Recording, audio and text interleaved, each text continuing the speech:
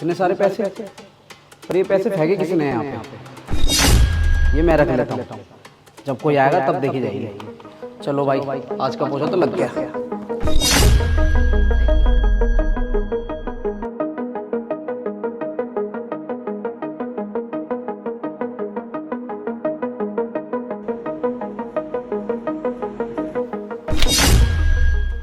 अरे ये इतने सारे पैसे, ये किसने फेंके होंगे? इससे पहले ब्रिजेश मालकिन को बता दे, ये पैसे मैं ही रख लेता हूँ।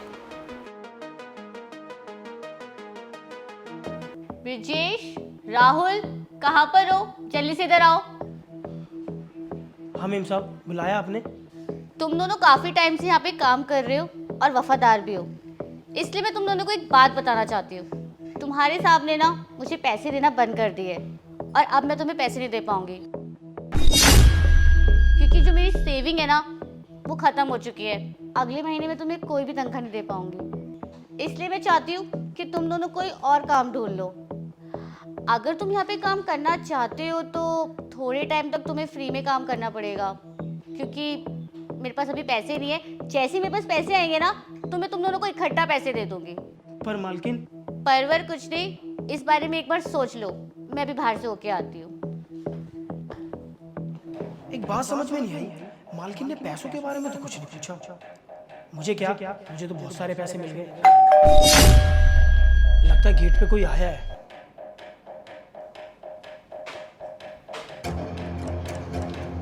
हाँ भाई, ईशू कहाँ है?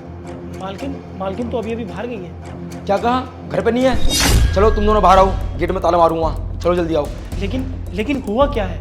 तुम्हारी मैडम ने ना 3 महीने से ना कोई बिजली का बिल दिया है ना कोई किराया, और आज मुझे पैसे नहीं मिले ना तो इस घर में ताला मारूंगा। सर आप प्लीज शांत हो जाइए। हमारी मैडम के पास अभी पैसे नहीं है। जैसे ही उनके पास पैसे आएंगे वो सबसे पहले पैसे आपको देंगे। अच्छा, तुझे ज़्यादा फिक्र हो रही है? अगर तुझे ज़्यादा फिक्र हो रही है ना तो तू दे दे पैसे। वैसे सर कितने पैसे हुए? 3 महीने का बिजली का बिल मिला के ना पूरे 80,000 रुपये हुए। 80,000? सर ठहरिए, मैं अभी लेके आता हूँ पैसे। सर ये लीजिए आपके पैसे। पूरे ना पैसे? हाँ सर पूरे, आप गिन लीजिए। अच्छा हुआ तूने पैसे दे दिए, नहीं तो तुम दोनों को और तुम्हारी मालकिन को उठा के ना बाहर फेंकता। तो तुम दोनों ने ढूंढ ली अपने लिए नौकरी?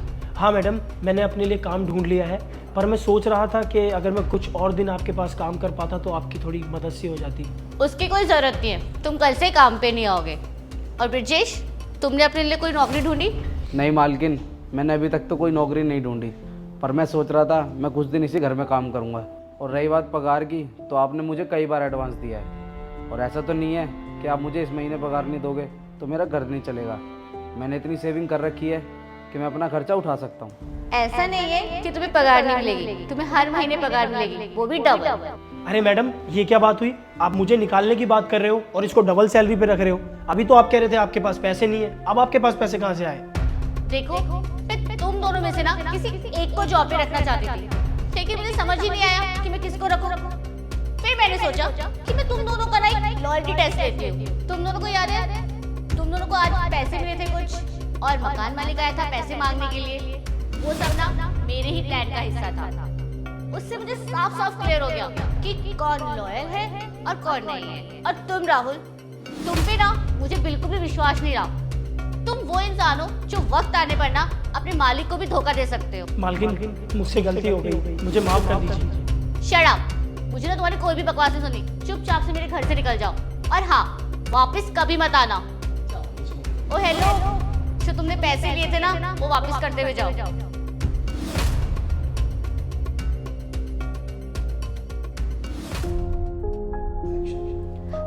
और ब्रिजेश, तुम जैसा ईमानदार इंसान ना मैंने अपनी जिंदगी में नहीं देखा।